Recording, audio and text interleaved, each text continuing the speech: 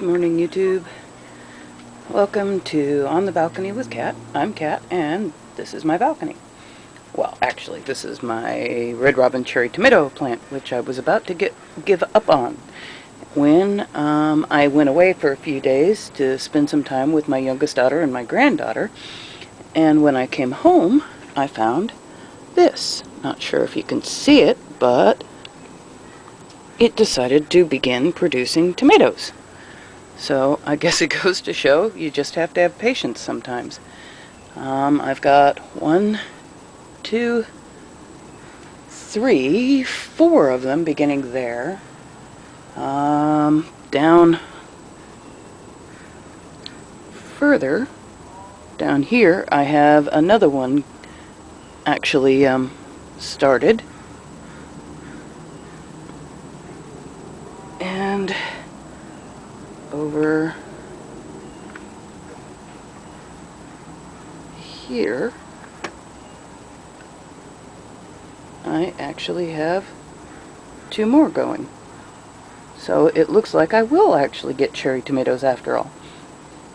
I gotta admit, I was about ready to just give up and cut this thing down and figure what the heck, I'll try again next year. I guess I should have just had patience. I don't know why all of a sudden it decided to respond and start retaining blossoms and producing fruit. It just did. So, what the heck? Who knows? Who knew? Cool. I just hope they taste good now. My Traveler strain Jalapeno is still looking really good. It seems to be responding well to having been transplanted. So, yay, I'm happy for that. Let's see. I cut a lot of my, let's see, fungus gnat. I cut a lot of my mint down. I don't know if I can see it from here. I may have to move my camera. Yep, I'm gonna have to move my camera. Stupid fungus gnat. Ugh. There we go. I cut back a lot of the mint that was badly damaged and whatnot, and it does seem to actually be coming back. So mint is pretty hardy, so I'm hoping it'll survive. It's got new leaves on this one all the way up the stem. This one's got new leaves at the bottom, and this one has new buds sort of starting. Well, I don't know. This one, it's got some new buds, but no real new leaves, so I might lose this one. But these two actually do seem to be responding and coming back. So, hey, you know, sadly it also seems to have spider mites again. I'm having a real hard time controlling the spider mite population around here. I obviously need more predatory insects. I'm thinking about maybe buying some, what do you call it, ladybugs, and seeing if I can't release some ladybugs in here and hope that actually helps control some of these pest insects that I've been having issues with. So, that's always a possibility. My blueberries have been coming back fairly strong. They still haven't ripened, but, you know, who knows? Maybe they don't ripen until August. So, I'm still kind of waiting on these, you know, hoping that they ripen. They're getting huge. I got to admit, I've got one over here that's just, excuse my arm. I've got one on the opposite side that is just humongous. Don't know if you guys can see that. Try to keep my arm out of the shot, but that's a pretty doggone big blueberry. Now, if they just ripen, it would be cool. But it looks like they're trying to, so what the heck. In other news, it seems that whatever has been chewing on the leaves seems to be gone. None of the new leaves, well, no, that one does. Dang it. Has a small chew mark in it, but not a lot overall. So it looks like most of the chew damage is old. Still never did find a freaking caterpillar, sorry about my language, that might have been causing it. I have looked day and night and cannot find anything that is chewing, eating it. Again, the other blueberry plant right next to it doesn't seem to be damaged even half as much as the first one. So, again, I don't know if it's because they're two different species, or if the caterpillar that was eating them just got eaten itself before it got too far into the other blueberry. So, who's to say, who's to know? Not sure. In other news, I may have accidentally killed my worm bin. I don't know if I have or haven't.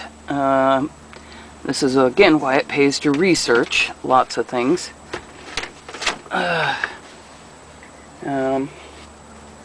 My husband didn't really know, and I didn't know enough to let him know ahead of time that you're not supposed to add salty foods to worm bins. So sadly, the worm bin got potato chips and sesame seeds, not sesame seeds, sorry, sunflower seeds, both salted, before I realized that you're not supposed to add salty foods to it. So I hope it'll be okay. I hope it won't kill off the worms. But if it does, well, live and learn. Not much I can do about it now. So, but from here on out, it will not be getting any kind of salty food, period. Not supposed to add meat products, dairy, or salty foods. Well, this just goes to show, research, research, research. Ah.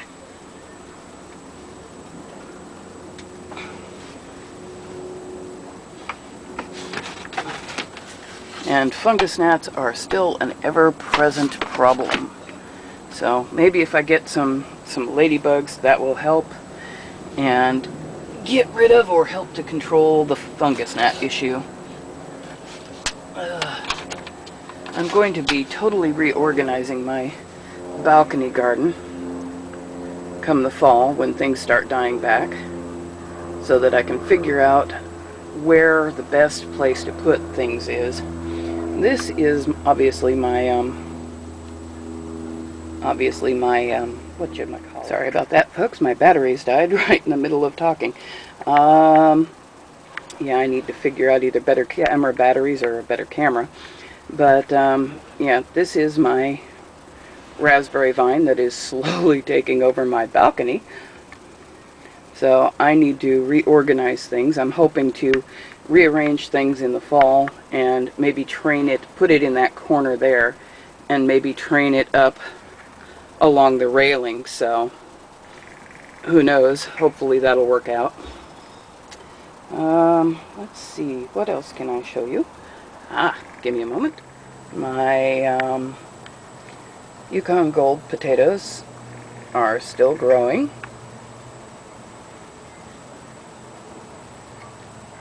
Almost as far as my raspberry plant. They're kind of taking over this section of my balcony as well, but they still seem to be healthy and still seem to be growing. I have no idea when I should harvest these, or just let them grow until they die off. Who knows? They're well over 100 days, well over 100 days old, so I suppose I could technically harvest them now, but no, I want to wait and see if the plants flower at all. They haven't so far, but who knows if they will or won't. But I think I'm going to let them go. The plant behind it that's being overrun by it is it's another mini bell pepper plant, so it's growing well, even if it is being slightly overrun by potatoes. The plants behind it are dwarf pomegranate seedlings, still doing well. A little bit of growth here and there.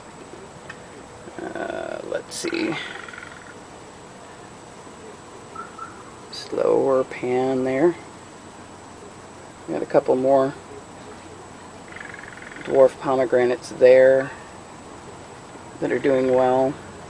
Although the best one is still the one right there. It's the biggest and oldest of the grouping of dwarf pomegranates.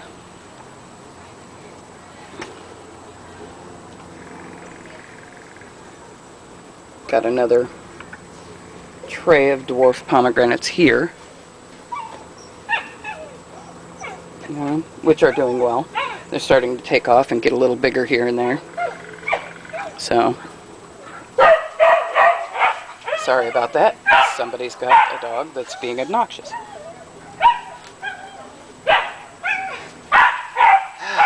Such is life in an apartment complex.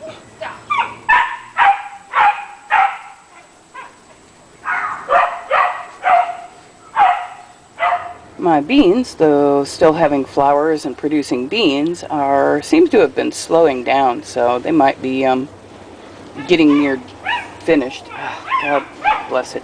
Sorry about that, folks. The person finally took their dog out of the area. Here's the other raspberry cane I've got growing in the other corner. And there goes the dog again. And of course it's instigated more barking from other dogs. Yay! Yeah, anyway. Yeah, the other raspberry cane looks to be doing well, though it's not taking over the balcony the way the first one is. So, I should have raspberries by next year. My Viking potatoes are doing well.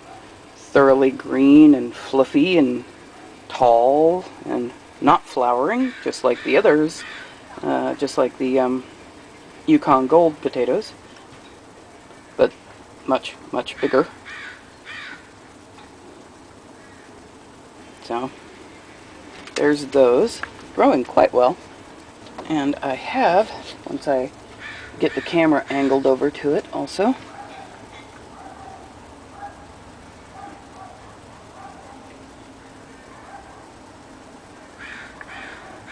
a Christmas tree pepper that is growing quite well.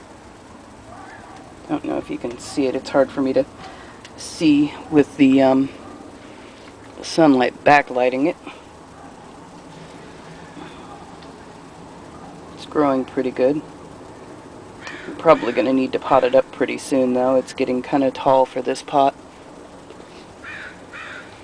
But it's doing well.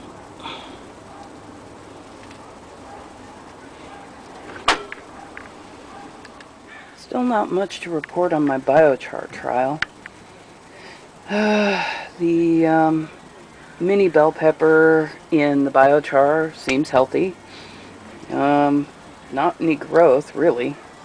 I think it's probably due to the fact that I put too small a plant in too big of a container, so it's just been growing roots.